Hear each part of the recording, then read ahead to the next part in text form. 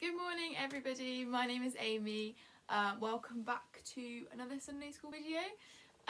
If you saw last week's service at church, then you will know we are starting a new series kind of thing in Sunday school, and we're going to be going through the 66 books of the Bible. And last week we heard a song, wonderfully crafted, and it basically is just six books.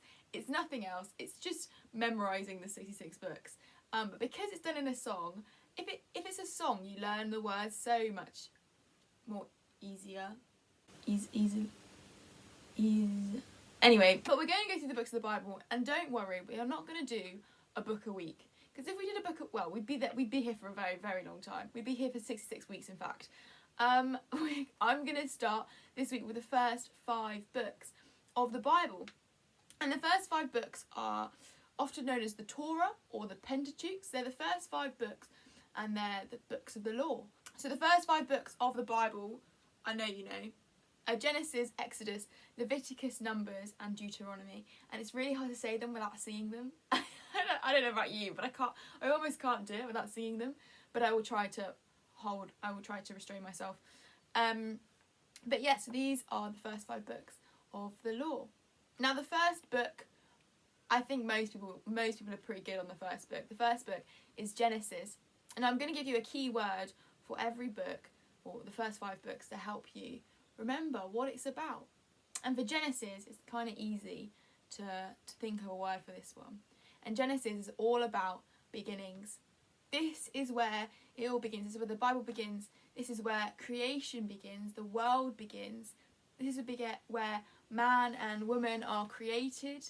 But this is also where sin begins as well. But we hear the wonderful beginning, and for the first time we hear the wonderful news of redemption as well. So this is where all the beginnings take place.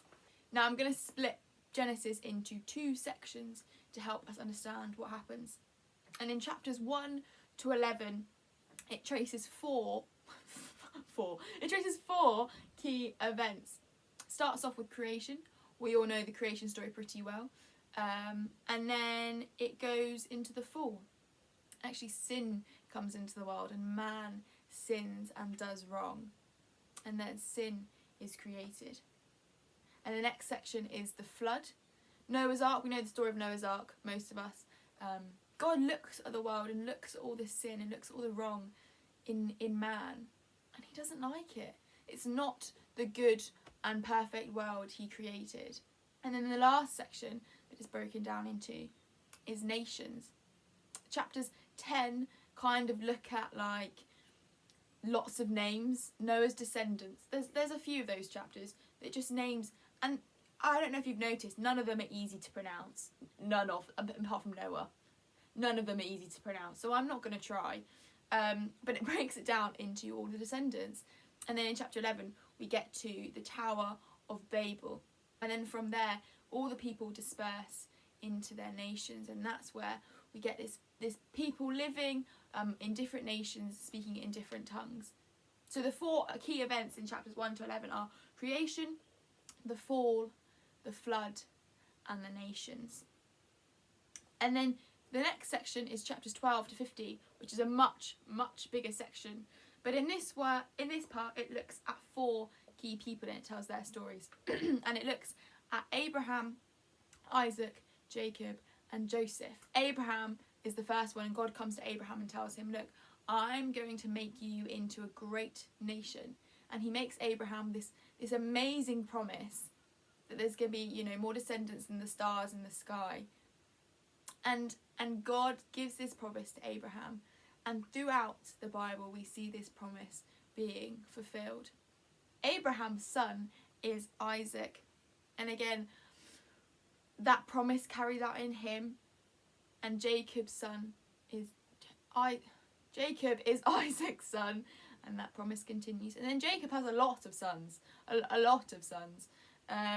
the one that we know of very well is Joseph.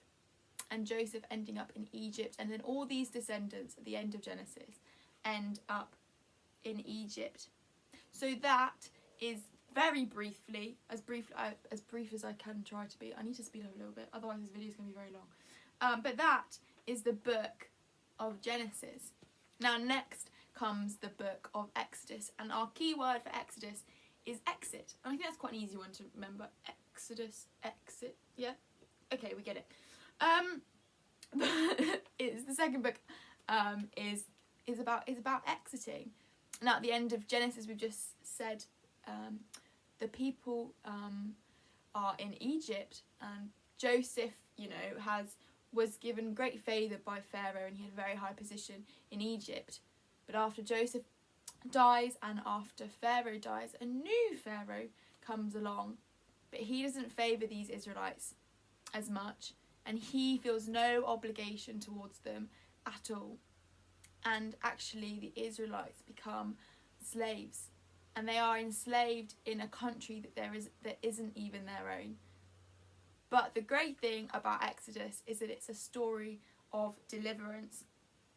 In chapters 1 to 18 in the first half of Exodus, we hear about the calling of Moses. And God tells Moses to go to Egypt and go to Pharaoh and to tell him to let his people go. And here we begin our long journey through the wilderness and into the promised land.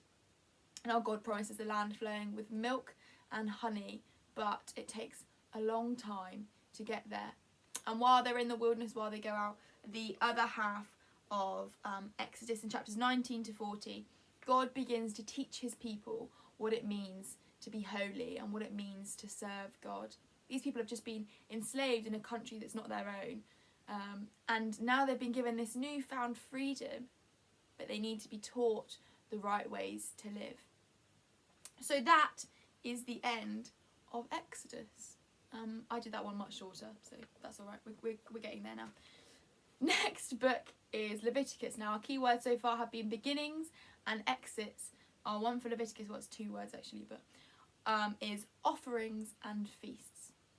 Now, led out of bondage, the Israelites are now wandering in the desert, and God is trying to teach them what it means to be a holy people. Now, Leviticus goes through all the offerings and the rituals and the regulations they had to follow as the priests and as the people, and what they did if they were ill and what they did if they they sinned against God. And there's a lots of what you should do and what you shouldn't do.